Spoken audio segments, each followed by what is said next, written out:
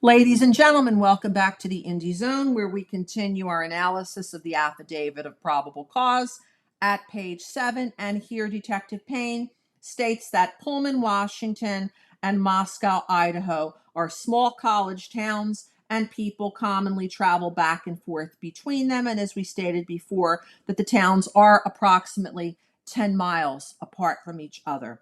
Law enforcement officials, Detective Payne wrote here, provided video footage of suspect vehicle 1 to forensic examiners with the FBI that regularly utilize surveillance footage to identify the year, the make, and the model of an unknown vehicle that is observed by one or more cameras during the commission of a criminal offense.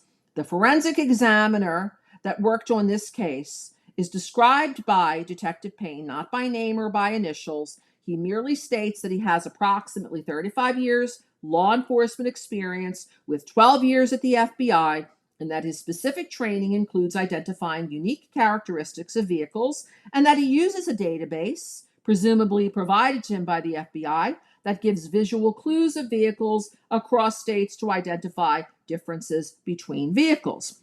The affidavit at page 7 then continues to state that while this expert initially stated that suspect vehicle 1 was a 2011 to a 2013 Hyundai Elantra, quote unquote, upon further review, this expert indicated that it could also be a 2011 to a 2016 Hyundai Elantra. There is no further information provided by Detective Payne why this expert changed his opinion. This is not a person pulled off the street to give their opinions. This is a forensic expert with years of credentials, with tools provided to him by the FBI, who made the call that this car was a 2011 to a 2013 Elantra, but somehow, upon further review, changed his opinion that it could also be a 2011 to a 2016 Hyundai Elantra. As a result, Detective Payne wrote,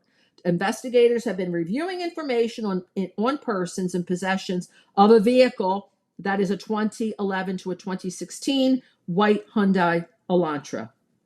He then goes on to write that investigators were given access to video footage on the Washington State University WSU campus located in Pullman, Washington, and that a review of that video indicated that at approximately 2:44 a.m.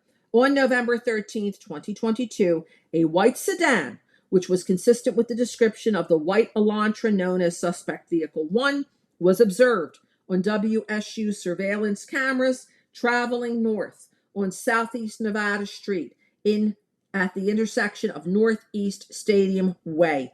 And at approximately 2:53 a.m., a white sedan, which is consistent with apparently the revised description of the white Elantra known as suspect vehicle 1, was observed traveling southeast on Nevada Street in Pullman, Washington, towards State Road 70, which connects Pullman, Washington to Moscow, Idaho, again, which we know is approximately 10 miles away.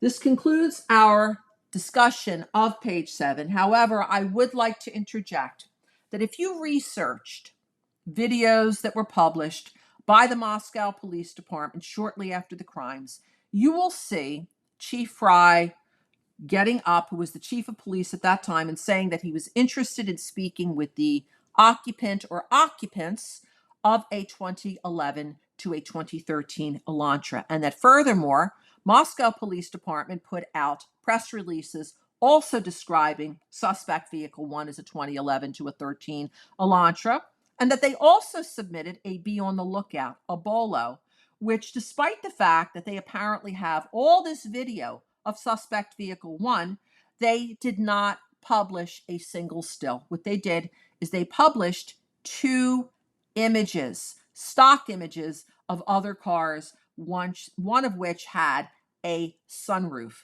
And up until the day before Mr. Kohberger was arrested, they were still putting out information that they were looking for a 2011 to a 13 Hyundai Elantra.